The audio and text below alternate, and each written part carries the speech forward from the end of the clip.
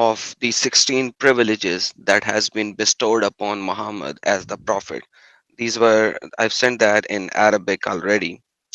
I'm gonna translate a few of them here very fast. Awwal is to be fair with the spoil. Doim is to take a fifth or the fifth of just the fifth of the spoil of Hummus. war. Yeah, hummus. Yes, The fifth. yes. The third is al Wisal. The fourth is to make to marry more than four women. Fifth is to have sex with a woman who verbally pronounce her dedication to the Prophet. Please read the Arabic of the fifth Khamsa, right? And then the sixth is to have sex without the presence or the permission of legal guardian. Seventh, Yas-tan-kih without a dowry. Eighth, to marry during a state of ritual purification means during ihram. Ninth, the annulment of an oath to his wives. Tenth, if Muhammad looks at a woman, then it is necessary for his husband to divorce her for Muhammad to marry her. Imagine the 16 privileges out of 16 after the first two. It's all about the privileges of Muhammad for Sex. yeah, sex, for sex, for sex. 11th, the release of Safiya and considered her for and considered the dowry of her freedom, as her freedom. So the dowry 12th, to that he would pay to in order as a to marry. freedom, like Safiya, you are free. So Okay.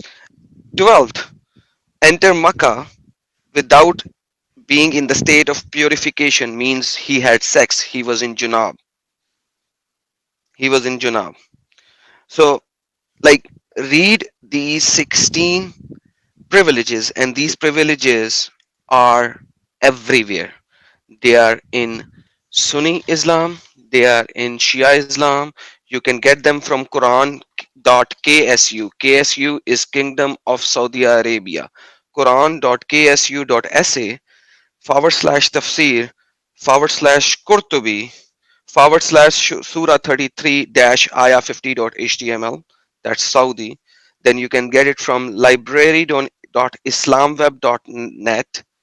You can actually get it from mofhin.com /33/50.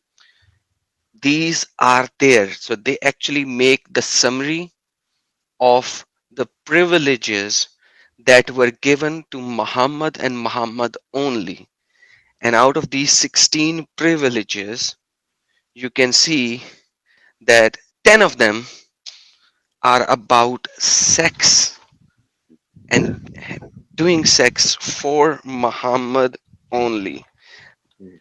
What is the benefit for the mankind for Allah giving Muhammad these special sex privileges? Like even he's doing it in ihram. Even a woman doesn't need uh, to marry him and just have sex with him without the permission or without any guardian, or like, come on, like I have no words, quite frankly. I have no words. Like whoever just verbally pronounce her dedication to prophet you can have sex with, okay. Like why without a dowry, to marry without a dowry? Dowry can be as little as a piece of cloth. That's what Ali did. Didn't he do the same thing? He gave Fatima a prayer mat and a pot to do wudu with. Like, why would you go for an extreme from Muhammad to not even give a small amount of dowry? Means it is not necessary.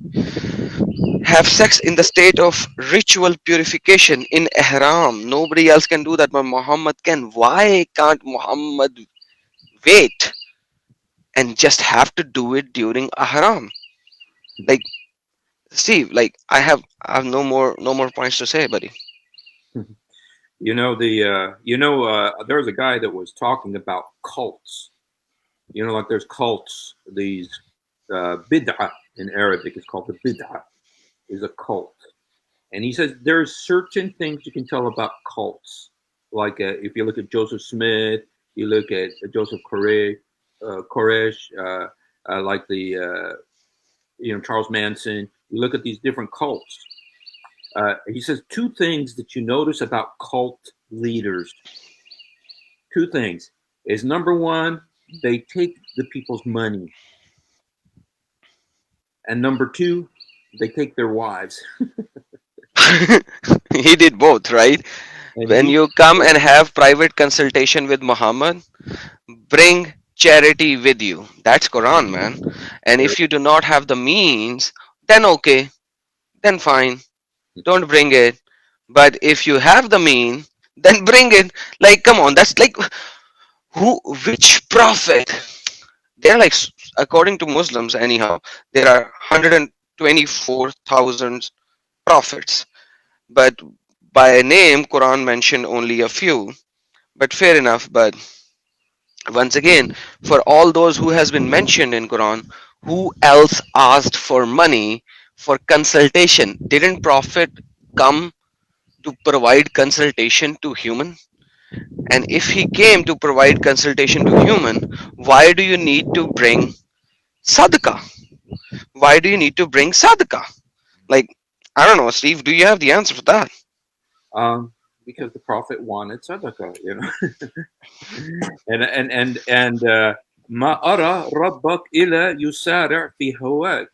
I see that your Lord hastens to fulfill your desires. And so that's why the Quran is it got all these privileges from Muhammad, and just those 16 privileges that only are for Muhammad. You could read this so clearly in chapter 33 verse 50.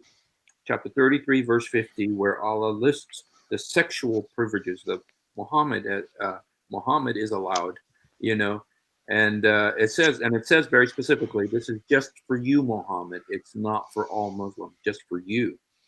And so it's something that is very evident in the Quran.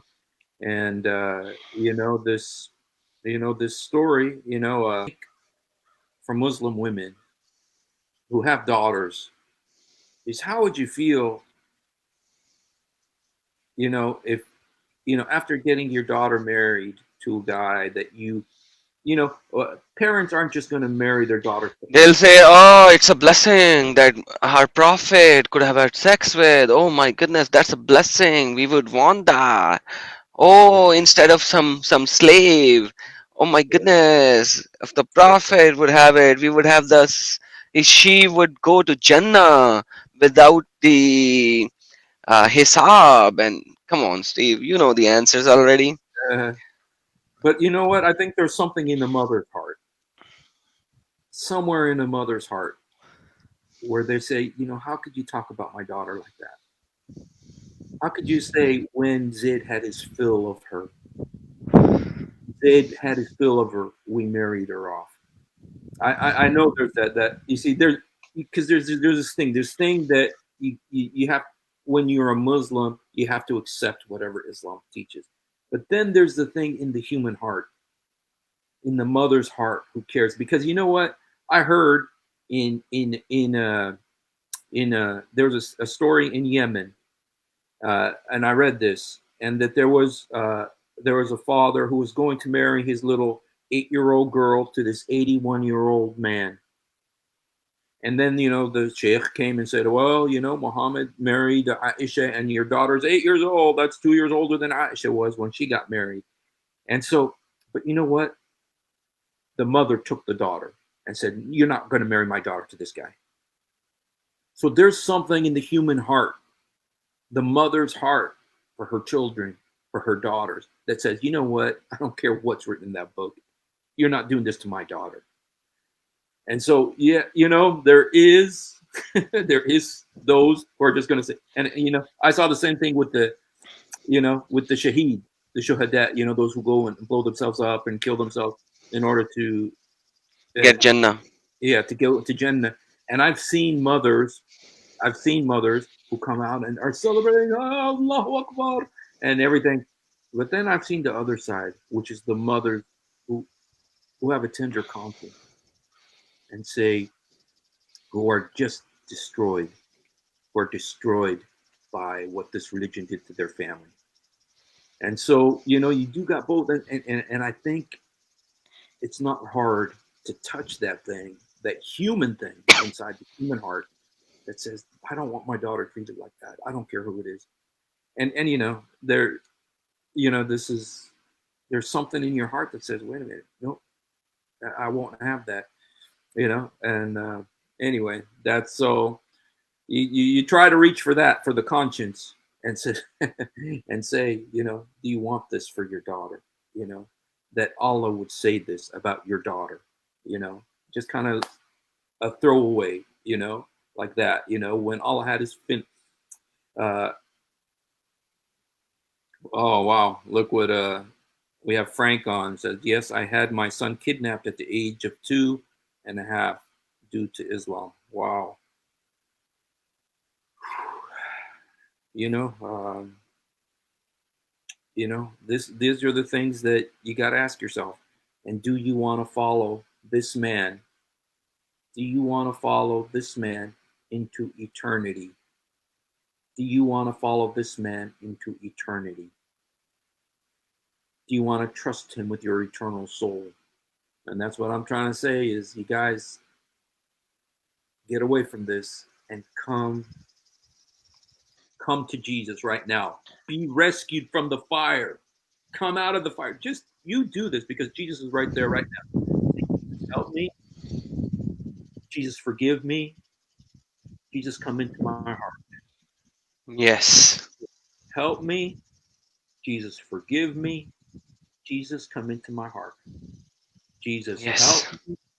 Jesus, forgive me. Jesus, come into my heart. And if you do that, you will know the truth. Jesus says, do the works and you will know that they are of God. And so we love you.